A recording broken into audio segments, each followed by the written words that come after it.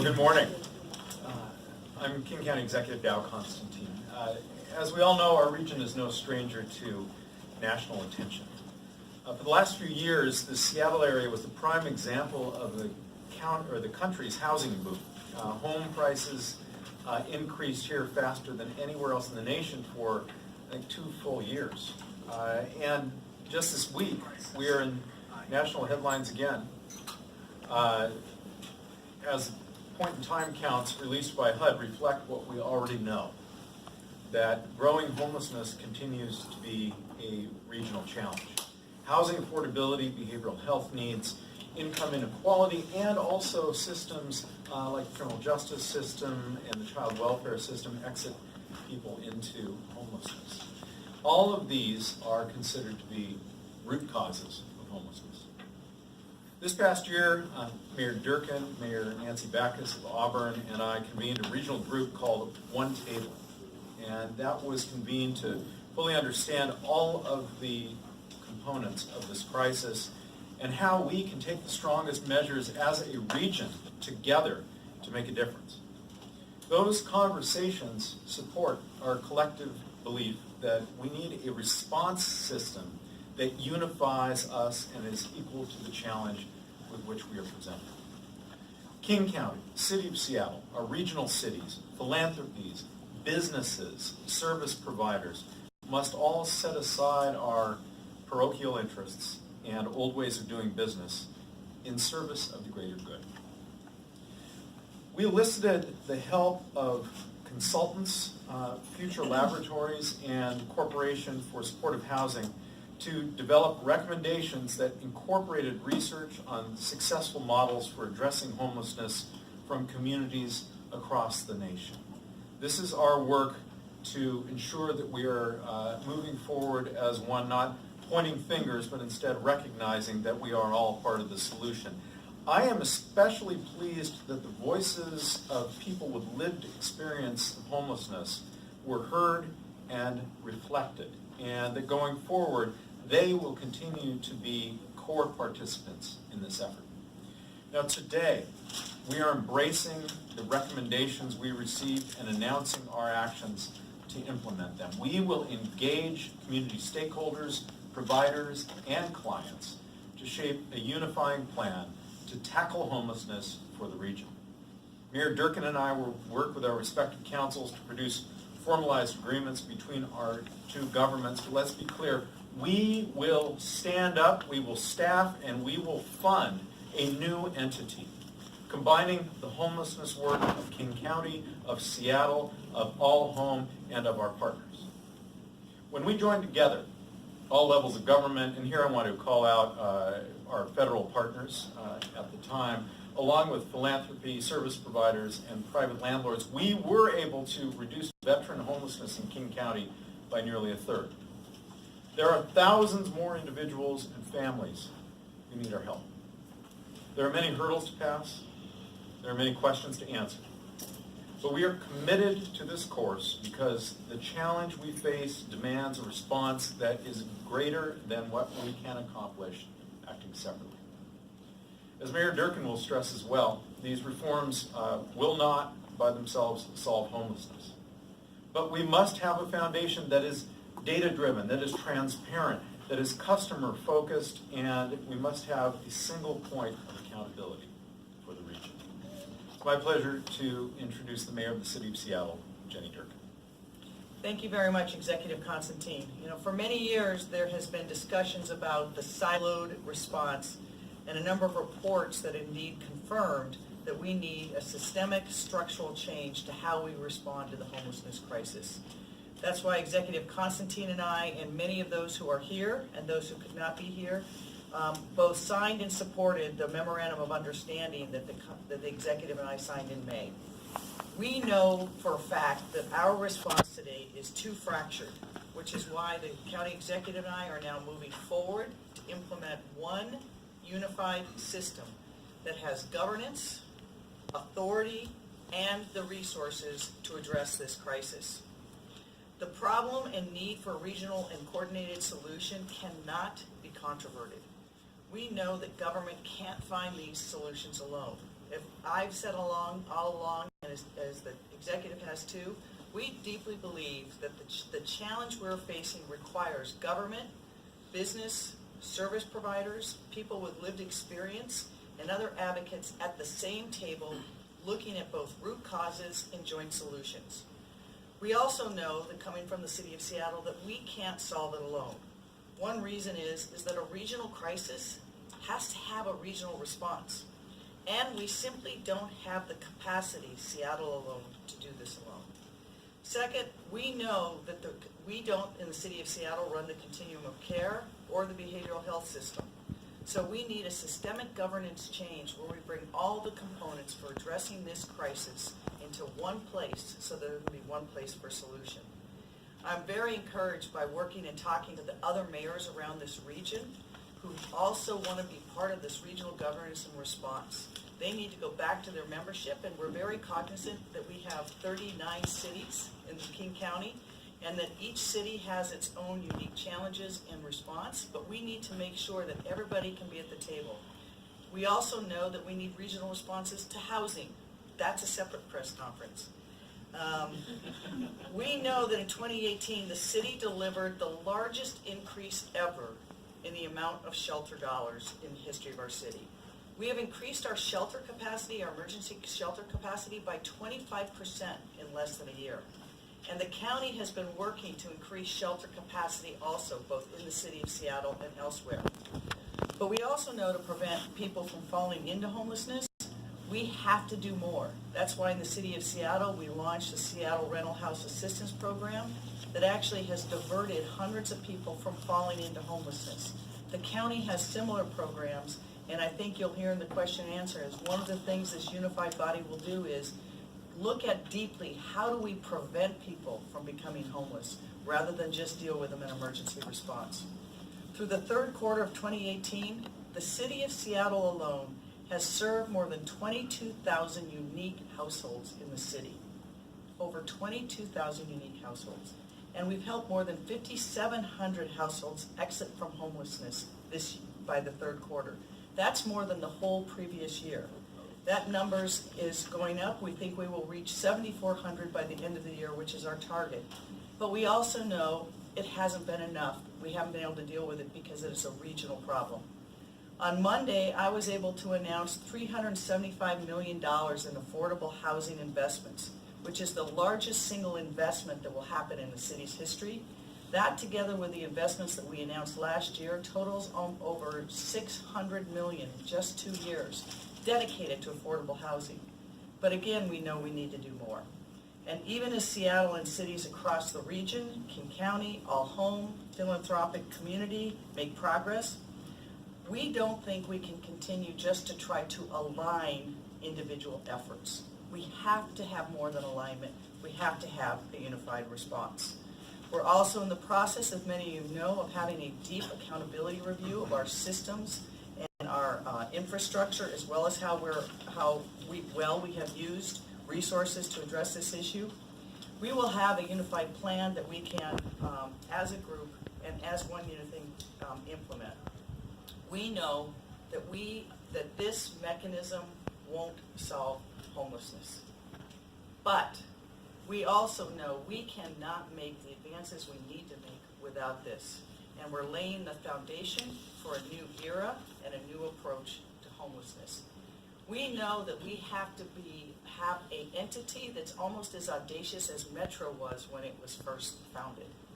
What the exact structure of it is, we are not going to focus up front. We have to focus on the work and the people we serve to make sure we get that right. In the upcoming months, we will dig deeper into more detailed timelines and implementation plans, work with council on exactly what the structure looks like, but we're not stopping. We are not stopping today, and we'll begin immediately to adapt some of these recommendations and bring the work into one entity. And as the executive said, is that entity will be formed and it will be funded. I really want to thank the people who are behind me and those who couldn't be in this room on all the efforts this took over the last several months to work deeply and probably most important, to give a broader voice to the people experiencing homelessness so we understand exactly what do we need to do to raise those people up, to get them housed, and to solve this problem for the long term. I also want to thank the philanthropic and business interests, as well as the providers and the nonprofits, for not just being at the table, but making sure we got this right. And with that, I will introduce one of those, David Bly, who is with the Gates Foundation. Thank you, Mayor. I'm David Bly with the Bill and Melinda Gates Foundation. And like everyone else here today, we're here for one reason, like everyone in philanthropy, which is we want to continue to build a community that reflects our values that we espouse every day, which are opportunity, which is equity despite whatever income or race or ethnicity you come from, and a spirit of generosity. We're in it for the greater good. Many of us could choose to work on other issues. There's so many priorities in this community, but in fact, it's hard to believe this can be a great city until we organize ourselves very differently to tackle problems that some people, these providers and others, have worked on for 4 decades or more.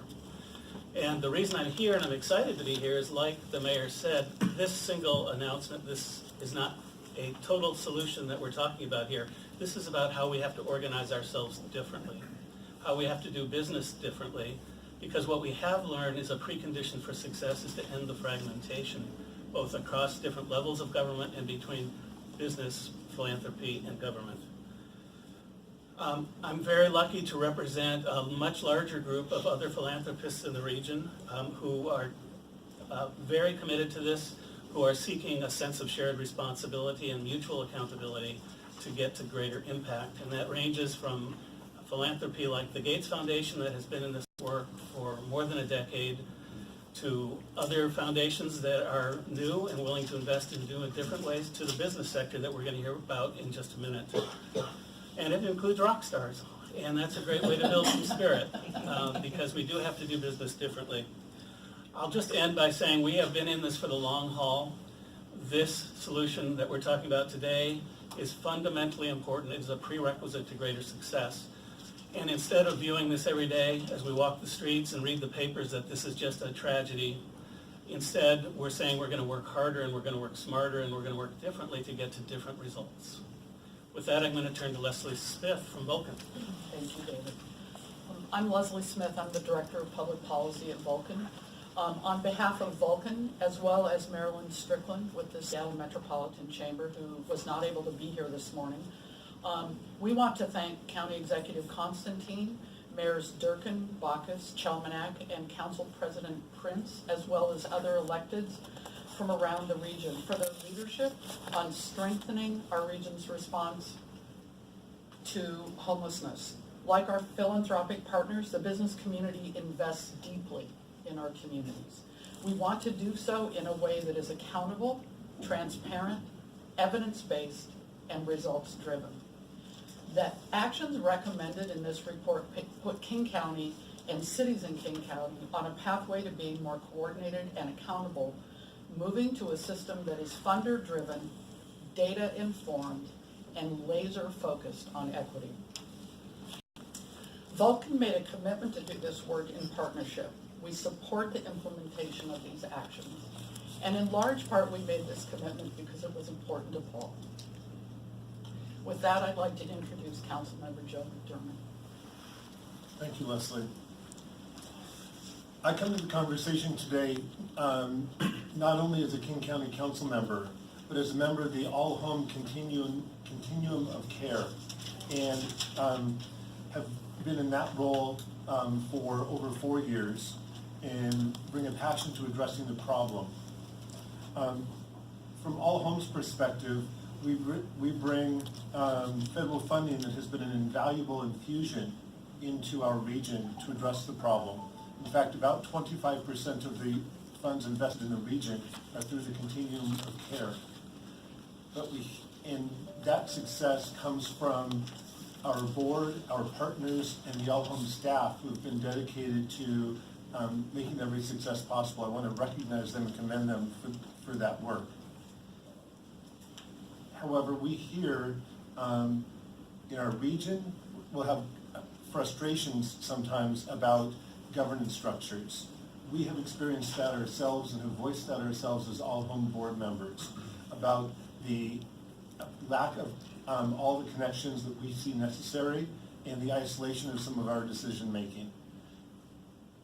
We see conversations about bringing us all together and having a consolidated decision-making that brings all the investment and the partners to one place to be able to make those decisions imperative to being able to do that well. And the All Home Board looks forward to working together in pursuing the steps we need to take to be able to deliver effectively through our work and to even better invest in our community and resolve the crisis at hand. With that, I'd like to introduce Aja Ruff. Good morning. Good morning. Hey, y'all. So my name is Aja Ruff, and I grew up in King County in South Seattle, and I turned out to be a 3-time customer of the homelessness system in my short life. And so that is a bit of background as to what brings me to this core working group and the executive leadership team for this planning process. And so with those many hats on, I want to say that I echo the statements about needed region-wide alignment in services and in funding for our homelessness response system. Because without it, we're just not doing the best things with our investment and all of that manpower. And I echo the need for a unified effort, both amongst the decision makers and sort of the players on the field, but also the customers and the people most impacted by those experiences. It's you can't be unified without having everybody there, and it's crucial that we have the people that are going to be living with the consequences of these decisions and on the processes and decision-making conversations that happen. I echo the need for business to be done differently through being accountable to customers and to community, both through new and improved communication channels between the community and the system that it serves, and to engage the community as key stakeholders as opposed to a passive recipient of money and services. How do you explain it? So yeah, it's important for us to include the community in these processes in order to actually act accordingly with our desire, our stated goal of centering people most impacted, of centering people most marginalized in our community. And the only way that we can make good on these statements and on these processes is by giving them the power back of being able to speak for ourselves and having agency over our lives and the places we go. When we honor people's wisdom and direction and their experience, we get to learn about them and understand them, and we're able to work in better partnership to just live together. And that can be tangibly done by, like I said, creating infrastructure that would allow customers to communicate with providers as well as the administrators and decision makers of the system. So by building those channels, not only are we building accountability into the system and building transparency into the system by taking out the middleman between the system and the customer, but we're also creating a source of crucial input that will inform our efforts, but also it gives people their power back by allowing them, like I said, to speak for themselves and have agency over systems that largely impact their lives. And with that being said, I'm honored to represent a lived experience coalition. That's the name, the Lived Experience Coalition, and it's a large group of individuals and individuals and advisory groups impacted by public mainstream systems such as the homelessness response system, the child welfare system, the criminal justice system, and the medical institutions of our community. We're a collection of people called the Lived Experience Coalition, and we are ready to be engaged as key stakeholders and as problem solvers in this work. Thank you. And we will have questions, but also some conversation among us. One of the revelations, I guess, that has been provided by the active participation of people with lived experience, including Aja and others here, is that that I've kind of realized that simply that providing the resources is insufficient to necessarily help people get to self-sufficiency, whether folks are coming out of a system like criminal justice system or the child welfare system, or whether they are coming from homelessness into housing, it has been emphasized to me that folks often need someone to walk the walk with them, perhaps someone who has already experienced what they have experienced. And so in our budget this year, we are creating a center for folks having behavioral health challenges where when they are in crisis, they can be met by someone who has experienced that same crisis and be able to get in and get stabilized without having to go through the formal mental health system. This is an approach that's worked well in other places.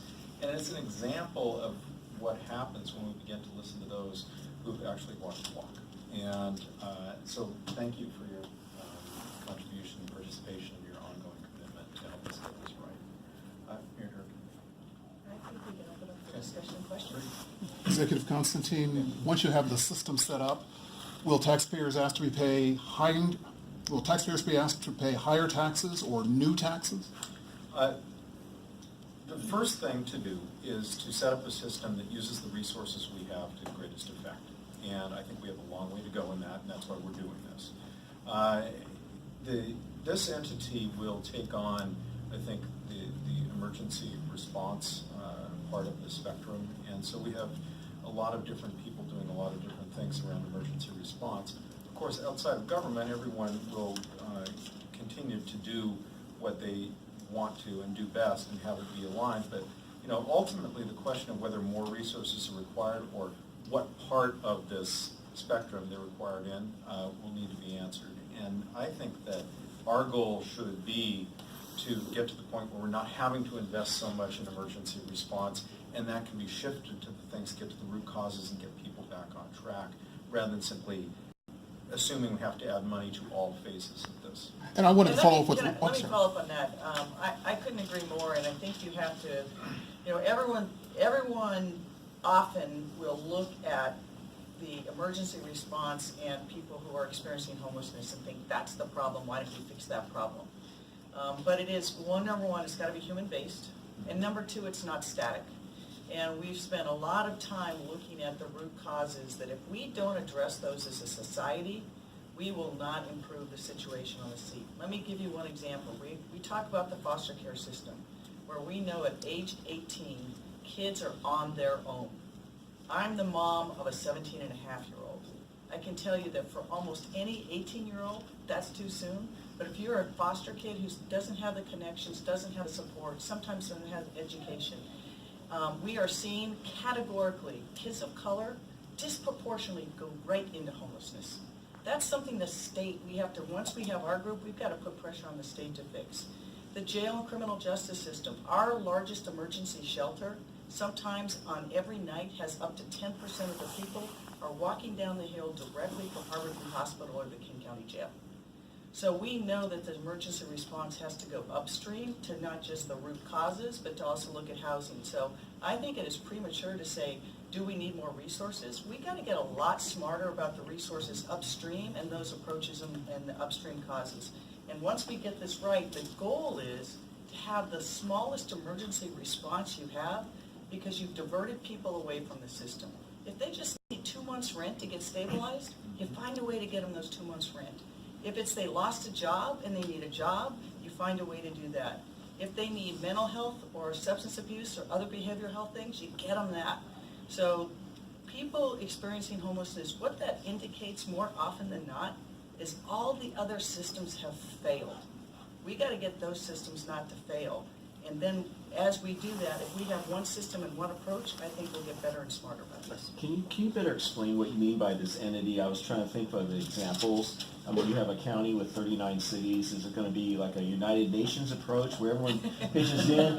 Do we need translation? Yeah, where everyone pitches in some money, but the accountability still rests with the individual cities, the county, on how that money is being spent. Can you better conceptualize what this entity is? Yeah, first of all, part of the work is going to be identifying exactly what kind of entity it is, including what kind of legal entity it is, and there's a broad spectrum of what it could be. But we will fund and staff this organization so that it can begin to do the work that is currently spread among different entities around emergency response, as well as the planning for our regional approach. And our investments will align around that regional approach, whether or not this entity controls it. For example, housing. You do a lot of housing. We do a lot of housing. Much of that has to do with homelessness, but a whole lot of it does not have to do with homelessness. So we will align our investments, but we will not simply cede that entire body of work. But was And that- give you follow two up. examples, Matt, is, we already have regional governance in King County Metro, and we have it in King County Seattle Public Health. Those are two models that you can look to. So what we really have to do is focus first on what's the work. That's right. How do we bring it together? How do we make sure that all the different cities feel like their issues are being addressed? And I think that's what's going to drive this. But the key is focusing on the work and bringing it all under one roof so we can provide the systems and resources that the public expects of us and that can help people experiencing homelessness. Just a quick follow-up, because you, Mr. Constantine, you mentioned a single point of accountability in this. Does that mean that this would supersede the decisions by this entity, supersede what the mayor wants to do, what you may want to do in the county level in terms of homelessness? I think within each of the sort of subsets of our work on homelessness, it will depend on how we decide to set this up and what both resources and authority, accountability we choose to invest in it. I do believe that we are working in an environment, in a state where we have sort of purposely decentralized power. We have aggressively fragmented systems in this state. And so part of our job is to figure out how we can, in the process of maturing our region at least, hand power, authority, resources, and accountability to an entity that can do the job in a unified, organized way. And I think we're up to that task. Often there are criticisms of there's a creation of a new panel, a new board, a new committee that's going to figure out what we need to do to tackle homelessness. How is this different? Yeah, I mean, that is the inevitable criticism whenever you try to do something new. I mean, the thing we have now is doing a lot of good work, but it's not getting us over that hill and getting us to the solutions we want. The criticism is around whether we're just rearranging the deck chairs. We're rebuilding the ship. We're creating a vessel that can better accomplish what we want to do. And to follow up on that is this isn't something that we've just all kind of reached consensus on. We had Mark Dones and his organization do a very deep and thoughtful and analyzed report. And out of that report came on recommendations that we needed to take as a region to make our systems better. And that report is what we're going to be working on the framework with. So it is very much in line with what we know now we need to do to make sure that if someone is experiencing homelessness and comes to the front door of this new system, they will be asked the questions that we need to solve it. Why are you here? Oh, I lost my job, so I couldn't pay my rent. I got another job on the line, but I need 2 months' rent. Or I got sick and was in the hospital, couldn't afford to pay it, called into work. There is a myriad of reasons, and we haven't done a very good job on having a system that both ties our diversionary system, our emergency response system, our reemployment system, and our behavioral health. And we've got to bring that under one roof. Can I offer one non-governmental thought on this one, because we wonder the same thing as your questions. We've been working on this for a long, long time, and what is different today, in my opinion, is one, we actually do know a lot more than we've ever known before. And we do know that one precondition in other communities that have been more successful is a unified governmental approach. That's a fact. Two is why behavior has not changed in this region over many decades on this issue. There could be a lot of reasons why behavior hasn't changed, but what has convinced some of us to stay at this table is specifically individual leadership. We have elected leadership. That's the mayor, that's the county executive that have been willing to talk and act in different ways than any other elected officials have so far. I'm convinced that the time is right because of the immensity of this problem. And we ask where the suburban elected leadership is. They eventually will be here too. There's just a lot to be determined. And whether this is the United Nations or this is actually one entity is something we adults will have to figure out. Consultants who've done marvelous work. We have experts from the city and the county as well as the business and philanthropic community in providers to be able to flesh this out for you. But thank you for being here today. This is an important step forward for our region. Thank you very much.